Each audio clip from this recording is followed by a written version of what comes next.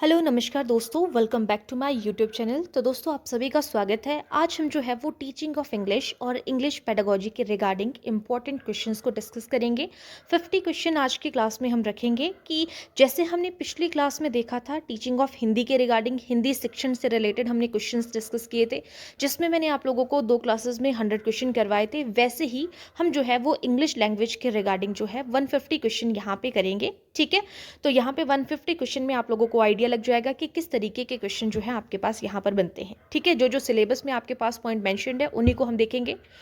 तो जिन्होंने अभी तक जो है वो चैनल को सब्सक्राइब नहीं किया है या ऐसे कोई स्टूडेंट्स हैं जो कि फर्स्ट टाइम पे चैनल पर विजिट कर रहे हैं, जिनकी आज वो फर्स्ट या सेकंड क्लास देख रहे हैं, तो मैं आप लोगों को बता दूं प्लेलिस्ट पे मैंने बनाया हुआ है जिसमें पिछली क्लासेस जो भी आपके साइकोलॉजी सब्जेक्ट के रिगार्डिंग, आपको पता है कि बहुत सारे क्वेश्चन आपके पास पूछे जाएंगे। पिछली बार जब कमीशन लास्ट टाइम पे हुआ था तो 35 क्वेश्चन आपके पास पूछे गए थे, और अब जो है वो उम्मीद है कि आपके 35 से ज़्यादा ही क्वेश्चन पूछे जाएंगे साइकोलॉजी के अंदर। ठीक है, तो आपको पता होना चाहिए सारी चीज़ों के बारे में। तो पिछली क्लासेस के लिए आप देख सकते हो साइकोलॉजी सेक्शन की मैंने प्लेलिस्ट बनाई है 2025-26 करके, साइकोलॉजी 2025-26 करके, जेबीटी कमीशन करके आप वहाँ पे देख सकते हो। पिछली क्लासेस सारी आपको वहाँ पर मिल जाएगी। वीडियो को लास्ट तक देखिएगा। अगर आपको वीडियो पसंद आती है, आपको हेल्पफुल लगती है, तो कमेंट सेक्शन पे बताइएगा और वीडियो को लाइक कर दीजिएगा। ठीक है, डेली 7 से 8 बजे के बीच में क्लास अपलोड की जाती है, तो बेल आइकन को प्रेस कर दीजिएगा ताकि नोटिफिकेशन आप लोगों को सबसे पहले वहां पे पहुंच जाए। ठीक है, तो आज की हमारी जो है वो इंग्लिश पेडागोजी की फर्स्ट क्लास है, जिसमें हम सबसे पहले नेचर ऑफ इंग्लिश लैंग्वेज के रिगार्डिंग जो है वो डिस्कस करेंगे। तो जैसे आप यहाँ पर देख पा रहे हो, सबसे पहला क्वेश्चन है आपके पास इंग्लिश लैंग्वेज में पूछा गया है। यहाँ पे English language belongs to which language family. अब आपके पास जो है वो भाषा परिवार होते हैं, जैसे आपने हिंदी में भारोपीय भाषा परिवार सुना होगा, द्रविड़ियन भाषा परिवार सुना होगा, है ना। तो इसी तरीके से हमारे पास जो है वो कुछ भाषा परिवार है, उनके बारे में हम यहाँ पे बात कर रहे हैं। तो आपका जो इंग्लिश लैंग्वेज है वो कौन से भाषा परिवार से संबंधित है? तो इंग्लिश आता है आपके पास, इंग्लिश है, हिंदू है, तो ये भारोपीय भाषा परिवार के अंदर आता है हिंदी में। तो यहाँ पे आ जाएगा आपका option number B, Indo European. Correct answer हो जाएगा यहाँ पर। ठीक है, नेक्स्ट क्वेश्चन की तरफ चलते हैं। इंग्लिश इज मेनली इंग्लिश क्या है? एक रिटन लैंग्वेज है, क्लासिकल लैंग्वेज है, स्पोकन लैंग्वेज है, आर्टिफिशियल लैंग्वेज है, ये आपसे पूछा गया है। तो मेनली इंग्लिश को हम रिटन नहीं बोलेंगे, ना ये हमारी शास्त्रीय भाषा है, ये क्या है? स्पोकन लैंग्वेज है, यानी कि हमारा option number C correct answer हो जाएगा। English is mainly a spoken language, जिसको हम किसके लिए यूज करते हैं? बोलने के लिए यूज करते हैं। नेक्स्ट क्वेश्चन की तरफ चलते हैं। English is considered a global language. English को हम जो है और किस नाम से जानते हैं? इंग्लिश को हम ग्लोबल लैंग्वेज के तौर पे भी कंसीडर करते हैं। इसको हम ग्लोबल लैंग्वेज भी बोलते हैं। क्यों बोला जाता है इसको? क्योंकि ये इसका ग्रामर डिफिकल्ट है इस वजह से, या ये एक कंट्री में बोली जाती है इस वजह से, या ये जो है वो वर्ल्ड वाइड कम्युनिकेशन के लिए आप जहाँ मर्जी चले जाओ वहाँ पर इंग्लिश बोली ही जाती है, चाहे उनकी फर्स्ट लैंग्वेज है, सेकंड लैंग्वेज है, चाहे कोई मर्जी है। ठीक है, तो करेक्ट आंसर हो जाएगा यहाँ पर option number C, it is used world wide for communication. यानी कि ये जो है वो वर्ल्ड वाइड बोली जाती है, पूरे वर्ल्ड वाइड तौर पर देखा जाए तो यहाँ पर करेक्ट आंसर हो जाएगा आपका ऑप्शन नंबर सी।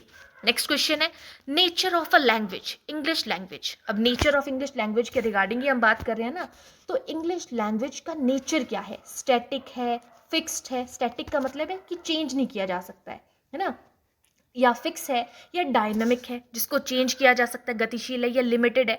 तो करेक्ट आंसर क्या हो जाएगा यहाँ पर? जो नेचर है इंग्लिश लैंग्वेज का वो डायनामिक होता है, option number C correct answer हो जाएगा। Next question, English is called a link language in India. India में हम जो है वो इंग्लिश को क्या कहते हैं कि ये लिंक लैंग्वेज है, क्योंकि ये कंपलसरी है, या फिर it connects difficult linguistic group. अलग अलग भाषा के जो परिवार होते हैं, भाषा के ग्रुप होते हैं, ये उनको कनेक्ट करता है। ये हमारी मदर टंग है या इजी होता है। तो इंग्लिश को हम लिंक लैंग्वेज बोलते हैं, क्योंकि अब इंडिया के बारे में बात करें तो हमारे जो साउथ की कंट्रीज़ है वहाँ पे हिंदी नहीं बोलते हैं, है ना, तो वहाँ पे इंग्लिश वो लोग जानते हैं। तो यहाँ पे यही बात बोली गई है कि इंग्लिश एक लिंक लैंग्वेज है। क्यों हम उसको लिंक लैंग्वेज बोल रहे हैं? क्योंकि वो क्या करता है? लिंक बनाता है, जो लिंग्विस्टिक ग्रुप है अलग अलग उनको कनेक्ट करता है। Option number B correct answer हो जाएगा। नेक्स्ट है English is learned in India mainly as a. तो इंग्लिश, जो हमारी इंग्लिश है, इंडिया में हम उसे किस तरीके से देखते हैं, तो हमारी फर्स्ट लैंग्वेज क्या है, हिंदी है। इंग्लिश क्या है हमारी यहाँ पर, सेकेंड लैंग्वेज है। Option number B correct answer हो जाएगा। ठीक है, नेक्स्ट क्वेश्चन के तौर पे चलते हैं। 7th question, language is best defined as. Language को, यानी कि जो भाषा है, उसको अगर हमें परिभाषित करना है तो हम क्या कहते हैं, ये सेट ऑफ रूल्स है, या symbol of a system of symbol for communication है, बातचीत करने का एक सिस्टम है, रिटन स्क्रिप्ट है, एक सब्जेक्ट है। तो लैंग्वेज को हम बेस्ट डिफाइंड कैसे कर सकते हैं, तो लैंग्वेज जो है, भाषा हमारे पास एक तरीके का क्या है, सिंबल होता है। ठीक है, तो करेक्ट आंसर हो जाएगा option number B, a system of symbol for communication. तो आपको पता है जो लैंग्वेज है वो किस चीज़ के लिए हेल्प करती है, हमें कम्युनिकेट करने के लिए। Option number B correct answer हो जाएगा यहाँ पे। ठीक है, नेक्स्ट क्वेश्चन की तरफ चलते हैं।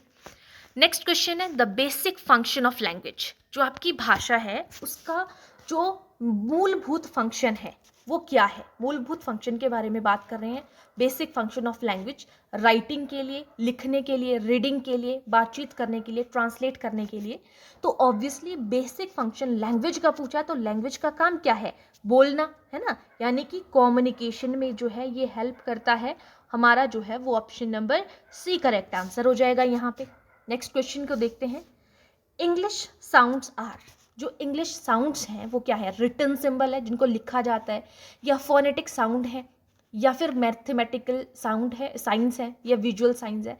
तो इंग्लिश के साउंड के बारे में बात करें तो इंग्लिश साउंड क्या है, जो फोनेटिक है। Option number B correct answer हो जाएगा यहाँ पे, ये फोनेटिक साउंड्स है। ठीक है, नेक्स्ट क्वेश्चन है आपके पास, English learning should focus mainly on. जो इंग्लिश को का अधिगम करते हैं हम, इंग्लिश की जो लर्निंग है वो मेनली किस चीज़ के ऊपर फोकस करना चाहिए, उसको ग्रामर के ऊपर, या ट्रांसलेशन के ऊपर, कम्युनिकेशन स्किल्स की, बातचीत के जो कौशल है उनको विकसित करने के लिए इंग्लिश लर्निंग जो है वो सिखाई जानी चाहिए, या मेमोराइज करने के लिए, रटने के ऊपर। तो करेक्ट आंसर हो जाएगा option number C, communication skills को फोकस करने के लिए जो है आपका जो इंग्लिश लैंग्वेज, इंग्लिश लर्निंग है वो कम्युनिकेशन स्किल्स पर फोकस करने वाली होनी चाहिए। ठीक है, ये तो था आपके पास नेचर के रिगार्डिंग, हमने चीज़ें देखी इंग्लिश लैंग्वेज के नेचर के रिगार्डिंग। अब हम बात करेंगे, नेक्स्ट है हमारे पास लर्निंग स्किल्स। ठीक है, अब हम इसके बारे में देखेंगे कि लर्निंग स्किल्स के अंदर कैसे कैसे क्वेश्चंस जो है वो पूछे जा सकते हैं, या क्या चीज़ें इंपॉर्टेंट है। जैसे आपके पास यहाँ पे लैंग्वेज स्किल्स के अंदर पहला क्वेश्चन है, how many basic language skills are there. हमारे पास जो है वो बेसिक बोलने वाले कौशल जो है, लैंग्वेज के, भाषा के कौशल जो हैं वो कितने हैं। तो यही चीज़ हमने जो है वो हिंदी लैंग्वेज में भी पढ़ी थी, सेम वही बात आ जाती है, बस यहाँ पे इंग्लिश में है। तो हमारे पास कितने आ जाएंगे यहाँ पर, करेक्ट आंसर हो जाएगा option number C correct answer आ जाएगा 4। कौन कौन से भाषाई कौशल है हमारे पास, सबसे पहला आ जाएगा हमारे पास यहाँ पर लिसनिंग आ जाता है, फिर उसके बाद आ जाता है लिसनिंग यानी कि सुनते हैं, फिर हम बोलते हैं यानी कि स्पीकिंग आ जाएगा, फिर हम यहाँ पर जो है वो पढ़ते हैं यानी कि हमारा रीडिंग आ जाएगा, फिर हम जो है वो लिखते हैं यानी कि हमारा राइटिंग आ जाएगा। हिंदी में सुबोपली बताया था, इंग्लिश में आप LSRW के नाम से इसे याद रख सकते हैं। ठीक है, सबसे पहले लिसनिंग होती है, स्पीकिंग होती है, फिर रीडिंग होती है, फिर राइटिंग होती है। ओके, नेक्स्ट है LSRW, सेम वही वाला क्वेश्चन आ गया जो मैंने अभी आप लोगों को बताया था। तो LSRW का मतलब क्या है, इसमें आपके पास जो है वो L से क्या होता है, सबसे पहले हम सुनते हैं, लिसन, S से speak, read, write. Option number B correct answer हो जाएगा। Next question, the first language skill to develop in a child. First language skill कौन सी है जो बच्चों के अंदर डेवलप होती है, तो करेक्ट आंसर हो जाएगा सबसे पहले बच्चा सुनता है, option number D correct answer हो जाएगा। उसके बाद बोलता है, फिर पढ़ता है, फिर लिखता है, जैसे हमने अभी बात की थी। Correct order of language learning, आपको भाषा को सीखना है तो उसका करेक्ट ऑर्डर क्या होगा, अभी हमने जो है इस चीज़ के ऊपर बात की। तो हम सुनते हैं, फिर बोलते हैं, फिर पढ़ते हैं, फिर लिखते हैं, option number B correct answer हो जाएगा। नेक्स्ट क्वेश्चन, ऑलरेडी हम हिंदी में इस तरीके की चीज़ों को डिस्कस कर चुके हैं, है ना, यही चीज़ आपको इंग्लिश में यहाँ पे देखने को मिल रही है। अब बात हो रही है रिसेप्टिव। रिसेप्टिव का मतलब क्या होता है, जहाँ पर हम चीज़ों को क्या करते हैं, ग्रहण कर रहे हैं। तो हम ग्रहण कैसे करते हैं, सुनते हैं हम तब ग्रहण करते हैं, पढ़ते हैं तब हम ग्रहण करते हैं। तो यानी कि option number B correct answer हो जाएगा यहाँ पे। नेक्स्ट क्वेश्चन, प्रोडक्टिव यानी कि हम उत्पादक कौशल बोलेंगे हम इन्हें, ठीक है, जहाँ पर उत्पादक, आगे को प्रोडक्टिविटी मिल रही है, आप आगे को रिस्पॉन्स कर रहे हो, जो चीज़ें आपने, कुछ चीज़ें आपने उनको क्या किया, ग्रहण किया, है ना। अब इसमें आपने क्या किया, आप व्यक्त कर रहे हो, अभी हम यहाँ पे ये भी बोल सकते हैं कि आप अभिव्यक्ति कर रहे हो, है ना। प्रोडक्ट, आगे को कुछ ना कुछ मिल रहा है, तो वो कैसे आप आगे को कुछ प्रोडक्ट उत्पादक दोगे, है ना, या कोई जो है वो यहाँ पे मतलब कोई ना कोई चीज़ आपको, आप किसी को ज्ञान दे रहे हो, उत्पादकता मिल रही है उस चीज़ से। तो जब आप सुनते हो, जब आप लिखते हो, तभी तो आप जो है वो प्रोडक्टिव स्किल्स को बोल सकते हो उन्हें, है ना। तो प्रोडक्टिव स्किल्स कौन कौन सी होती है, प्रोडक्टिव होती है आपकी स्पीकिंग और राइटिंग, दोनों क्वेश्चन इंपॉर्टेंट है। रिसेप्टिव के अंदर आती है आपके पास लिसनिंग और रीडिंग, और प्रोडक्टिव के अंदर आती है आपके पास speaking and writing. Next question है, इसी को घुमा के यहाँ पे बोला गया है थोड़ा सा, reading and listening are called, जो हमारा हम पढ़ते हैं और हम जो है वो सुनते हैं, ये किस चीज़ के अंतर्गत आती है, active skills, productive skills, receptive skills, creative skills. अभी मैंने इन चीज़ों के बारे में आपको बताया, तो इन्हें हम रिसेप्टिव स्किल्स कहते हैं। Option number C correct answer हो जाएगा। इसी क्वेश्चन को थोड़ा और दूसरे पिछले क्वेश्चन को घुमाया हुआ है, स्पीकिंग एंड राइटिंग क्या है, इन्हें हम क्या कहेंगे, ये अंडरस्टैंडिंग होती है इनसे, प्रोडक्शन ऑफ लैंग्वेज है, लिसनिंग है, रीडिंग है, थोड़ी सी चेंज की है, पीछे हमने प्रोडक्टिव स्किल्स बोला था इन्हें, और यहाँ पर स्पीकिंग एंड राइटिंग के लिए किस चीज़ की ज़रूरत होती है, या इसके लिए किस चीज़, ये किसके लिए ज़रूरी होती है, तो ये लैंग्वेज का उत्पादकता के लिए, लैंग्वेज की उत्पादकता के लिए, यानी कि प्रोडक्शन ऑफ लैंग्वेज के लिए इंपॉर्टेंट होती है। नेक्स्ट क्वेश्चन, अब हम लिसनिंग स्किल्स के बारे में बात करेंगे, ठीक है। लिसनिंग स्किल के कुछ क्वेश्चन देखेंगे, जैसे आपको पता है कि 4 हमारे पास भाषाई कौशल है, तो हम सबसे पहले लिसनिंग स्किल के बारे में बात कर रहे हैं। तो लिसनिंग क्या है, एक पैसिव प्रोसेस है, एक्टिव प्रोसेस है, मैकेनिकल प्रोसेस है, फिजिकल प्रोसेस है। तो लिसनिंग होता है सुनना, अगर आप अच्छे से सुनेंगे तभी तो आप जो है वो आगे कुछ ना कुछ उस चीज़ का प्रोडक्ट दे पाएंगे, है ना। तो हमारे पास जो लिसनिंग है वो एक एक्टिव प्रोसेस है, यानी कि बच्चा यहाँ पर क्या होना चाहिए, सक्रिय होगा, तभी तो वो चीज़ों को सुन पाएगा, तभी तो हम बोलेंगे कि ये सुनना कहलाएगा। नेक्स्ट क्वेश्चन, एक्टिव लिसनिंग का मतलब क्या होता है। एक्टिव लिसनिंग होती है जहाँ पर बच्चा क्या करता है, चीज़ों को सुनता है, समझता है, सिर्फ यहाँ पर हियर साउंड को सुन रहा है, उसको हम एक्टिव लिसनिंग नहीं बोलेंगे। सिर्फ वो वर्ड को लिख रहा है या रीड कर रहा है, उसको नहीं बोलेंगे। जब वो उसके मीनिंग को समझेगा, लिसन कर रहा है, सुन रहा है, समझ रहा है, तो हमारा option number B correct answer हो जाएगा। Next question, listening skill helps most in improving, जो लिसनिंग स्किल है, जब हम चीज़ों को सुन रहे होते हैं, तो जो हमारा सुनना कौशल है वो किस चीज़ को इम्प्रूव करने में हेल्प करता है। जब हम सुनते हैं तभी तो हम बोल पाएंगे किसी चीज़ को, यानी कि ये हमारी प्रोनाउंसिएशन को बढ़ाने के लिए हेल्प करता है। Option number B correct answer हो जाएगा। नेक्स्ट है, best activity to develop listening skill, अगर आपको सुनने का कौशल, अगर आपको इम्प्रूव करना है, डेवलप करना है, तो उसके लिए बेस्ट एक्टिविटी कौन सी है, डिक्टेट करना, यानी कि टीचर बोल रहा है आप उसके पीछे पीछे बोल रहे हो, डिक्टेशन कर रहे हो, लाउड रीडिंग है, स्टोरी टेलिंग है, साइलेंट रीडिंग है। तो लिसनिंग स्किल में बेस्ट एक्टिविटी कौन सी होगी, जब आप किसी चीज़ को सुन रहे हो, तो सुनने के लिए बेस्ट एक्टिविटी होगी जब स्टोरी बोली जा रही है, तो स्टोरी टेलिंग जो है वो लिसनिंग स्किल की एक बेस्ट एक्टिविटी है। Next question, listening skill develop mainly through, listening skill जो है वो मेनली किस चीज़ के थ्रू जो है वो डेवलप होती है, तो जब आप प्रैक्टिस करते हो किसी चीज़ की बार बार, तो उसके थ्रू आप लिसनिंग स्किल को, क्योंकि समझना भी है ना, तो बार बार सुन रहे हो तभी तो मीनिंग को समझा जा सकता है। Option number A correct answer होगा। नेक्स्ट है, listening is important for, listening किसके लिए इंपॉर्टेंट होती है, बातचीत, कम्युनिकेशन के लिए, लिखने के लिए, रीडिंग के लिए, ग्रामर के लिए। तो लिसनिंग, सुन रहे हो ना तभी तो रिस्पॉन्स दे पाओगे, यानी कि ये बातचीत यानी कि संप्रेषण या कम्युनिकेशन के लिए इंपॉर्टेंट है।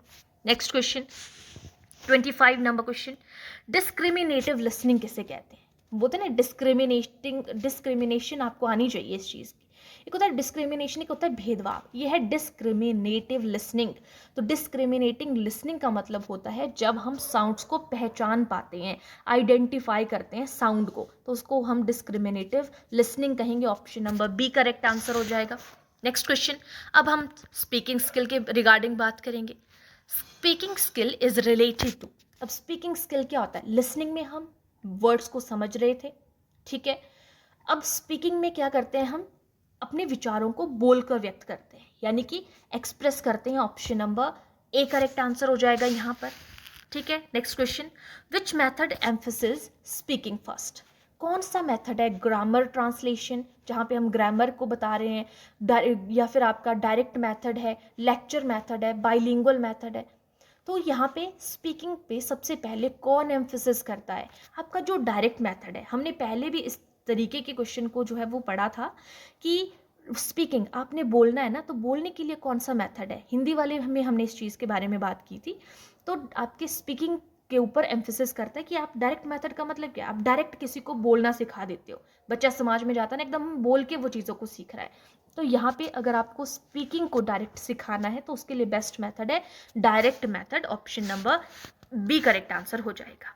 नेक्स्ट है फ्लुएंसी इन स्पीकिंग। हम बोलते हैं ना कि बोलते टाइम उसकी फ्लुएंसी अच्छी नहीं थी, ऐसे हम बात करते हैं। तो फ्लुएंसी का मतलब क्या होता है कि जब वो बात को बोल रहा है तो उस टाइम पे उसकी जो फ्लो है वो कैसा है, अच्छा है, मतलब वो स्पीड से।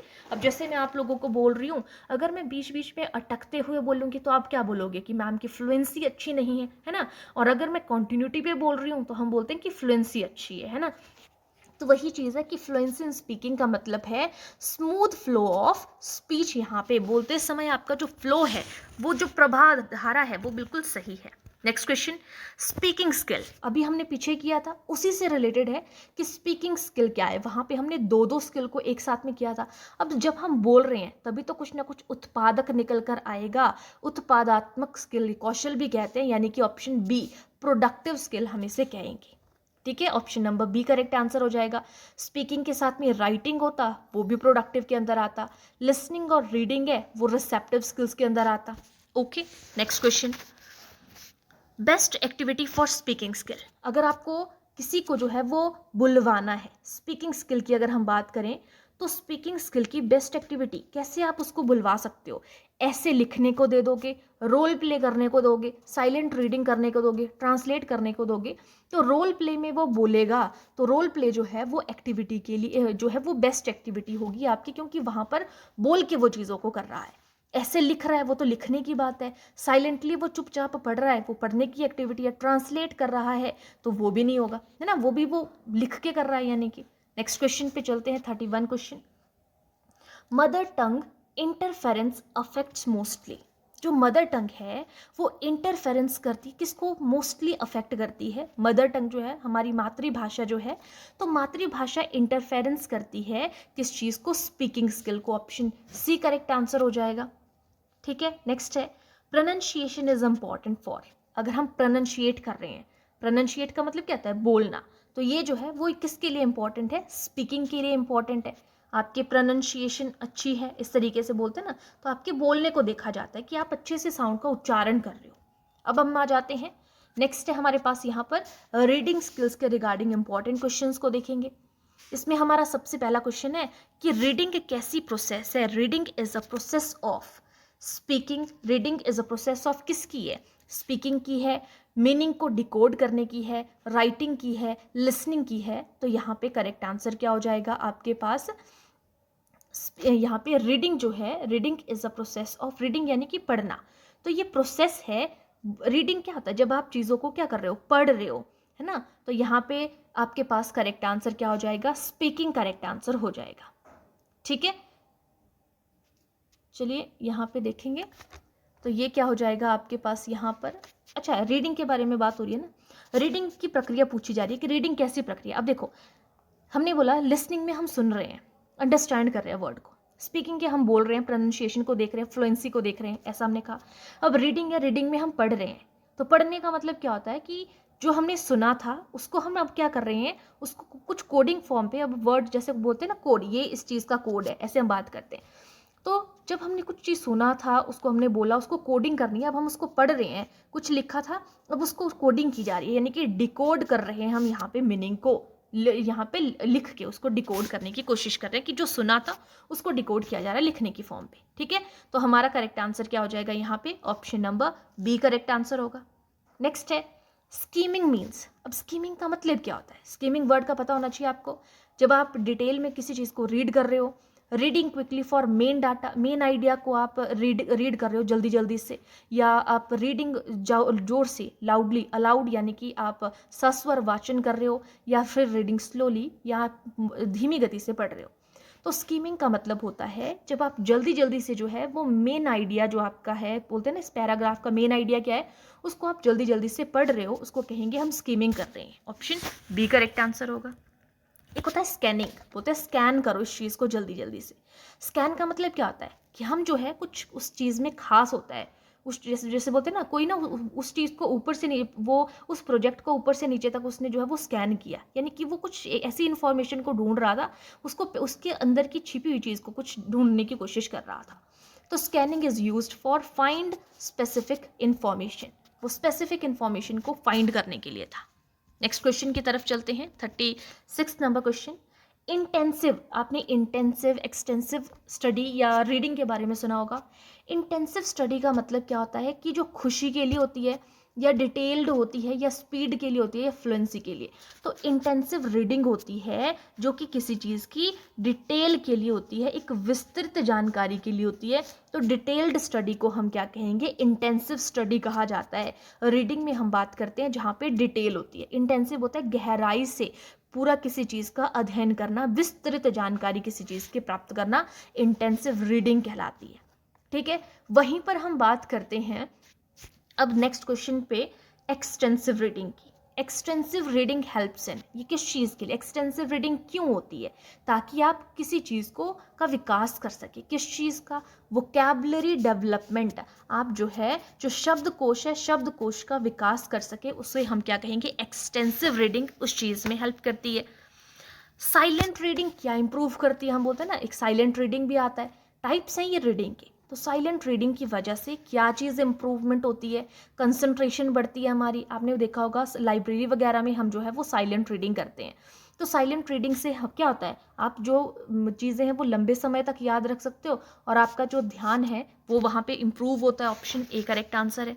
नेक्स्ट है रीडिंग कॉम्प्रीहेंशन। हम बोलते हैं कि रीडिंग कॉम्प्रीहेंशन, कॉम्प्रीहेंशन को रीड करना। तो रीडिंग कॉम्प्रीहेंशन का मतलब क्या होता है, तो रीडिंग कॉम्प्रीहेंशन का मतलब है जो उसमें लिखा हुआ है, कोई भी चीज़ लिखी हुई है, रीडिंग कॉम्प्रीहेंशन लिखा जाता है। आपने देखा होगा जब भी आप पैराग्राफ को सॉल्व करते हो तो उसका मतलब होता है जो इसके अंदर लिखा गई चीज़ें हैं ना उनको आप क्या कर रहे हो, समझ रहे हो, यानी कि understand text. Option number B correct answer हो जाएगा। नेक्स्ट क्वेश्चन है 40 number question, which reading is faster, सबसे तेज गति से कौन सी रीडिंग की जा सकती है। लाउड रीडिंग जो जोर से पढ़ते हैं, साइलेंट रीडिंग धीमी गति से पढ़ते हैं, इंटेंसिव रीडिंग जिसको हम डिटेल्ड स्टडी बोलते हैं, ओरल रीडिंग सिर्फ आप मुंह से बोल रहे हो। तो सबसे फास्ट होती है जब आप साइलेंटली पढ़ते हो, तो आप बहुत कम समय में बहुत ज़्यादा चीज़ें पढ़ सकते हो और बहुत ज़्यादा चीज़ों को ध्यान पे लगा सकते हो। Next question, reading skill mainly develop, जो रीडिंग जब हम पढ़ते हैं ना किसी चीज़ को तो उससे क्या चीज़ डेवलप होती है, लिसनिंग, अंडरस्टैंडिंग, स्पीकिंग, राइटिंग, कौन सी चीज़ जो है वो डेवलप होती है। तो यहाँ पे अंडरस्टैंडिंग डेवलप होती है, जब आप रीड करते हो पढ़ते हो तो आपकी अंडरस्टैंडिंग डेवलप होती है। ऑप्शन बी करेक्ट आंसर होगा। अब हम आ जाते हैं राइटिंग स्किल, हमारी जो लास्ट स्किल है। 4 स्किल है हमारे पास, लिसनिंग, स्पीकिंग, रीडिंग की हमने कर लिए। अब हम लास्ट के क्वेश्चन जो है वो राइटिंग के करेंगे। तो राइटिंग स्किल कैसी स्किल है, एक तो मैंने आप लोगों को बता दिया था, इसमें हमें कोई ना कोई जो है वो प्रोडक्ट मिलता है, यानी कि ये कैसी है हमारे पास यहाँ पर प्रोडक्टिव स्किल है, यानी कि option number B correct answer हो जाएगा। ठीक है, नेक्स्ट क्वेश्चन की तरफ चलते हैं। Writing should be taught after, अगर हमें राइटिंग कर रहा है ना, कोई लिख रहा है तो शुड बी टॉट आफ्टर, कब जो है वो होना चाहिए। तो सबसे पहले हम लिसनिंग करते हैं, फिर हम स्पीकिंग करते हैं, फिर हम रीडिंग करते हैं, फिर हम राइट करते हैं। तो वो किसके बाद होती है, तो वो लिसनिंग और स्पीकिंग। जब आपने सुन लिया, आपने बोल दिया, फिर आप जो है वो क्या करोगे, उसको आपने सुना, फिर जो है वो बोला भी, फिर उसके बाद आप उसको लिख सकते हो। यानी कि यहाँ पर राइटिंग जो है वो कब सिखाई जानी चाहिए, लिसनिंग और स्पीकिंग के बाद। तो option number A correct answer होगा। नेक्स्ट है guided writing means. Guided writing means इसका मतलब क्या है, गाइडेड राइटिंग का इसका ऑप्शन है आपके पास फ्री राइट करना, या टीचर सपोर्टेड राइटिंग बोलेंगे, क्रिएटिव राइटिंग बोलेंगे, स्पीड राइटिंग बोलेंगे। तो गाइडेड राइटिंग का मतलब होता है जहाँ पे गाइड किया जाता है, आपको गाइड करके आप कोई चीज़ लिख रहे हो। Option B teacher supported writing correct answer हो जाएगा। Next question, first stage of writing development.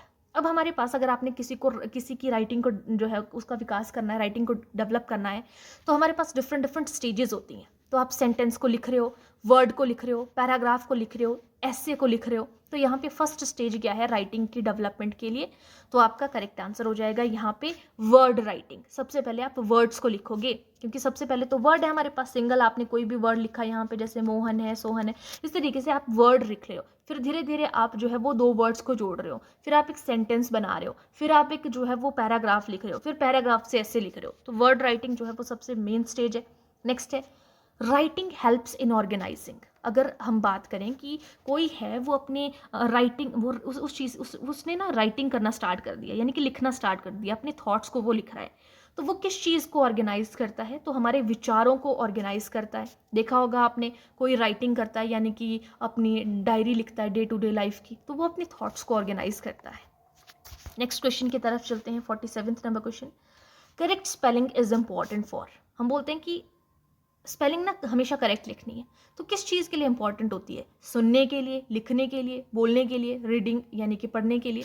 तो किसके लिए करेक्ट होगी आपके पास यहाँ पे लिखना? अगर करेक्ट स्पेलिंग आपने सुना अच्छा होगा तभी तो आप लिख पाओगे, तो ये लिखने के लिए जो है करेक्ट स्पेलिंग इंपॉर्टेंट होती है। ऑप्शन बी करेक्ट आंसर है।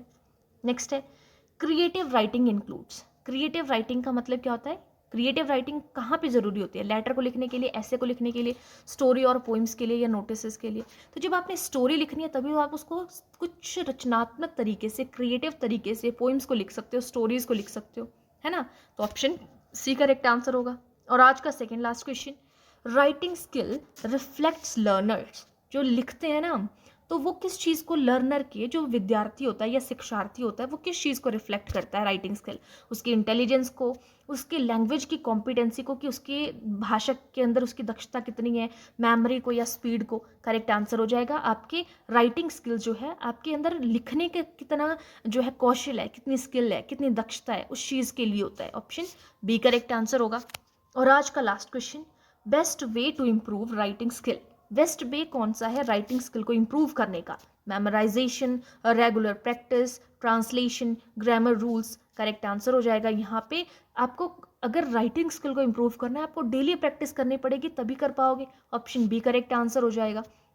तो दोस्तों ये थे हमारे आज की क्लास के, हमने जो है वो 50 क्वेश्चन किए, ठीक है। 150 क्वेश्चन हम इसके जो है वो कंप्लीट करेंगे पूरे। ये आपका जो है वो फर्स्ट क्लास का यहाँ पे 50 क्वेश्चन हमने यहाँ पे किए, ठीक है। आई होप आप लोगों को सारी चीज़ें यहाँ से समझ में आई होंगी। जो चीज़ें सिलेबस में गिवन है उन्हीं चीज़ों के बारे में हम यहाँ पे बात कर रहे हैं। और अगर किसी ने पिछली क्लासेस को नहीं देखा है तो आप पिछली क्लासेस को देख सकते हो प्लेलिस्ट पे जाके, ठीक है। मैं इस क्लास के डिस्क्रिप्शन में भी जो है वो प्लेलिस्ट आपको मेंशन कर दूंगी, ठीक है। जेबीटी कमीशन या साइकोलॉजी 2025-26 करके जो है वो प्लेलिस्ट आपको दिख जाएगी, वहाँ पे आप देख सकते हो, ठीक है। तो आज के लिए इतना ही। जिसने चैनल को अभी तक सब्सक्राइब नहीं किया है, सब्सक्राइब कर दीजिएगा, बेल आइकन को प्रेस कर दीजिएगा, ताकि नोटिफिकेशन आप लोगों को सबसे पहले मिल जाए। 7 to 8 AM पे क्लास जो है वो अपलोड होती है। आज के लिए इतना ही। Thank you.